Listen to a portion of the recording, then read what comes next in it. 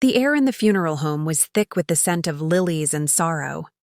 I stood at the casket, my hand resting on the cold, polished wood, listening to the minister drone on about Mark's kindness, his laughter, his love for hiking, the same mountains that had claimed him in a tragic, solitary fall. My grief was a numb, heavy blanket, until my phone, silenced in my black clutch, buzzed. A single, insistent vibration. An intrusion. I ignored it. It buzzed again. And again. Clenching my jaw, I slipped the phone out, glancing down to silence it. The screen glowed with a notification. One new message, unknown number. My thumb moved on its own. The message was brief. A bolt of lightning in the dark room. I'm alive. Don't trust. The text ended abruptly as if severed. My heart, which had been a sluggish, wounded thing, suddenly hammered against my ribs. I stared at the words until they blurred. I'm alive. I looked up, my vision swimming at the closed casket. The man inside had been identified by dental records, by the personal effects found scattered on the rocks. His wedding ring, his watch, the custom hiking boots I'd bought him. My legs threatened to buckle. A hand steadied my elbow. Elena, are you all right? It was David, Mark's older brother, his face etched with concern. The same brother who had identified the body. Don't trust, just the heat, I managed, pulling my arm away. I spent the rest of the service in a dizzying haze, watching the mourners. Our friends, Mark's business partners, his family. Who couldn't I trust? David, who stood to inherit Mark's share of their joint venture. Sarah, my best friend, who had held me while I sobbed. But who had also been the last to see Mark before his trip? The police officer who had delivered the news with such gentle finality? Back at my empty house. I poured a drink I didn't want and stared at the message. I typed a reply, fingers trembling. Who is this? Where are you? No response. I called the number. It went straight to a generic, robotic voicemail. That's when I saw it. The ellipsis, the 3 dancing dots that had appeared as the sender typed, had never finished. The message was incomplete. Don't trust who? The sentence was cut off. Was he interrupted? Did he choose not to finish? Fueled by a desperate, wild hope, I began to tear the house apart. Not in grief, but in investigation. If Mark was alive, he would have left a sign, something only I would understand. I went to his study, our secret place where we'd hide notes for each other. I pulled out books, felt under drawers, checked the false back of his old college filing cabinet. Spot we'd used for surprise anniversary gifts. Nothing. Defeated, I slumped into his leather chair. My eyes fell on his desktop computer. It was password protected, but I knew the password. Our wedding date. I logged in, my heart a frantic drum. His browser history was meticulously cleared. His documents folder was filled with mundane business files. But then I checked the cloud storage linked to his account. There was a folder, last modified the day before his supposed death, labeled tax receipts. Inside was a single audio file, named Hiking Playlist. I clicked it. It wasn't music. It was Mark's voice, low and hurried, almost drowned by the sound of wind. Elena, if you're hearing this, something's gone wrong. I found something I shouldn't have. In the company books. It's not just embezzlement. It's bigger. David is involved, but he's not the top. I'm going to confront him after the hike. I've copied everything to a secure drive. It's in... A crashing sound, a sharp gasp, and the recording cut off. David, his own brother. The grief on David's face at the funeral. Was it guilt? The unknown number texted again. This time an image. A blurry, dark photo of a hand. Mark's hand. I knew the scar on his knuckle, resting on a coarse wool blanket. In the background, the faint outline of a medical IV stand. Then a new message. They're listening. The house isn't safe. The drive is in your old vinyl case. Abbey Road, go now. I froze. They're listening. I looked around the quiet study. Suddenly feeling observed, exposed, I ran to the living room, to my collection of vintage records. My hands shook as I flipped through the sleeves. Abbey Road. I pulled it out. The record was there, but tucked inside the paper sleeve was a small black USB drive. As my fingers closed around it, the front door's lock clicked open. I turned, the drive clutched in my fist. David stood in the doorway, his expression of concern now smoothed into something calm and unreadable. He wasn't alone. A man in a dark suit stood behind. Him, one of Mark's business partners from the funeral. "Elena," David said, his voice soft. "You look pale. We were worried about you. You ran out so quickly." My phone buzzed on the coffee table. A final message flashed on the screen, visible to us all. "The casket. It's empty, run." David's eyes flicked to the phone, then to my clenched hand holding the record sleeve. The polite pretense melted away, leaving something cold and determined.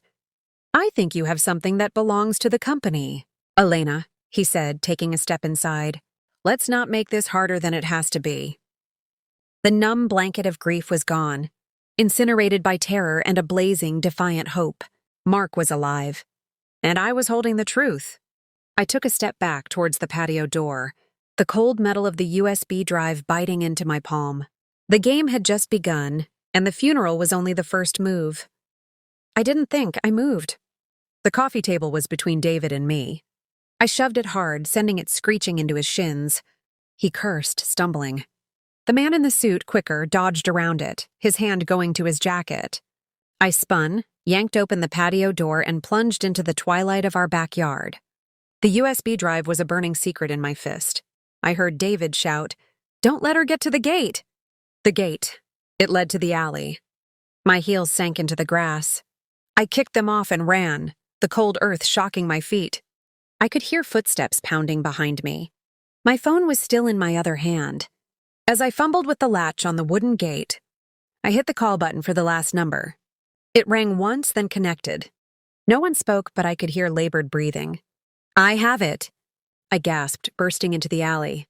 "They're here!" A whisper, Mark's voice, strained and weak, came through the speaker.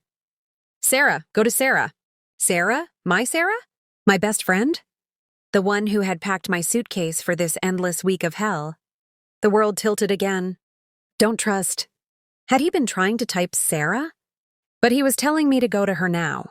Was it a trap or a sanctuary? A car's engine roared to life from the front of the house. They'd be on me in seconds. I chose to trust the voice. I chose to trust Mark. I ducked behind the neighbor's hedges, cutting through 2 more yards, my stockings tearing on a fence. Sarah lived 3 streets over.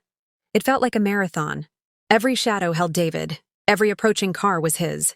I arrived at her door, a wild, barefoot creature in a black funeral dress, covered in dirt and grass stains. I hammered on the wood. She opened it, her eyes widening in genuine shock. "Elena, what in God's name—" "He's alive," I choked out, pushing past her. "And they're after me." I expected confusion, disbelief. Instead, her face paled. She quickly locked the door, drew the blinds, and turned to me. "Show me." Not, "Who's after you?" Not, "That's impossible, show me." I opened my hand, revealing the small black drive. She took it, her fingers steady where mine shook. "He told me to come to you?" "On the phone. Just now." She nodded, a grim understanding in her eyes. "He told me, if anything ever happened, if you showed up scared, to believe you, to help you?" She plugged the drive into her laptop. "He came to me a month ago. He was scared, Elena. He thought David was involved in something dirty, but he didn't have proof yet. Just suspicions." The drive unlocked with a password prompt. I tried our wedding date, nothing. Sarah tried Mark's birthday, nothing. "The message," I whispered. The incomplete one. "Don't trust." What if it wasn't cut off? What if that's the password? Sarah typed, "Don't trust." The folder opened. It wasn't just spreadsheets.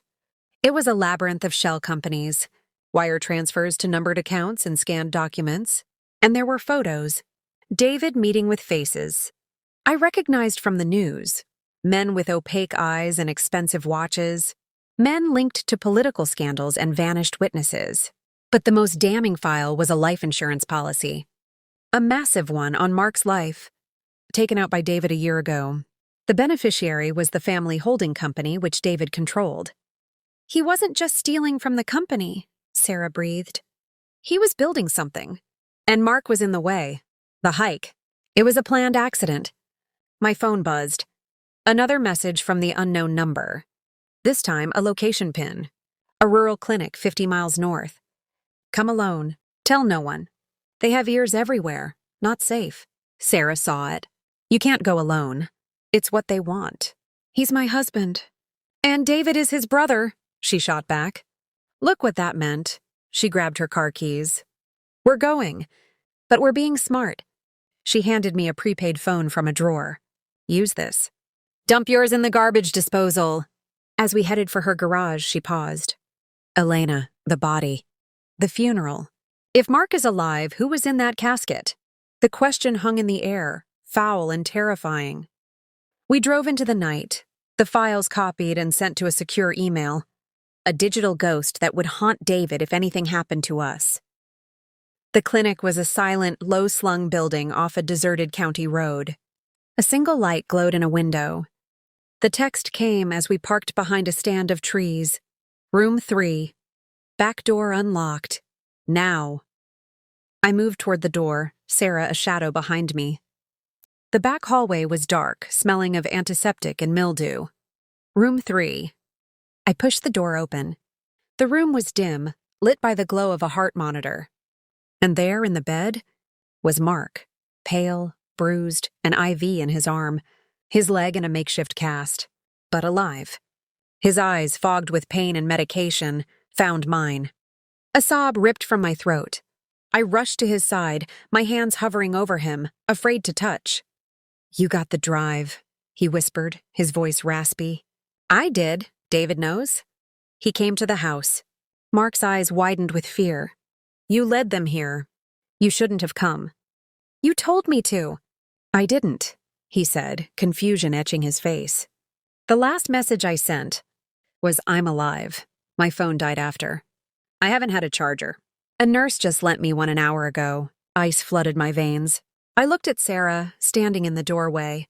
She held up her own phone, her face grim.